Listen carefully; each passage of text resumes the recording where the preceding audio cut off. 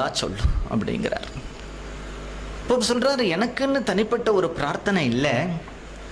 ஏன் அப்படின்னுட்டா, ஒருத்தனுக்கு பணம் கேட்கலாம், நான் ஏழையா இருக்கேன் அப்படின்னு சொல்லிட்டா உத்தம குரு கிடைச்சவனுக்கு பணம் ஒரு லட்சியமாவே இருக்காது. ஏன் அப்படின்னா, குருங்கிறவரே ஒரு பெரிய ரத்னம். அதுக்கு மேல நீ என்ன ரத்னத்தை தேட முடியும்? இல்லை, குருநாதர்கிட்ட போய் என்னுடைய பாப்பங்கள் எல்லாம் போகணும்னு வேண்டிக்கலாம்னா, நீ பாப்பியா இருந்தா அவர் தரிசனமே உனக்கு கிடைக்காது. எப்ப கிடைக்கிறதோ நீ பாப்பி இல்லை.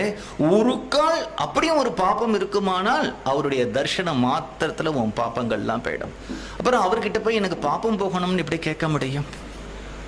இல்லை, நான் பகவானை பார்க்கணும், அவர் தான் பகவான். அவரை காட்டிலும் இன்னொரு பகவான் எங்க போய் தேட போற? அந்த பகவானோ கண்ணுக்கு தெரியாதவர், உன் கூட பேசாதவர், உன்னோட பழகாதவர். ஆனா இந்த பகவானோ உன்னோட சௌலபியமா பழகின்னு இருக்கும்போது இந்த பகவானை விட்டுட்டு வேற எந்த பகவானை நீ பிடிக்க போற?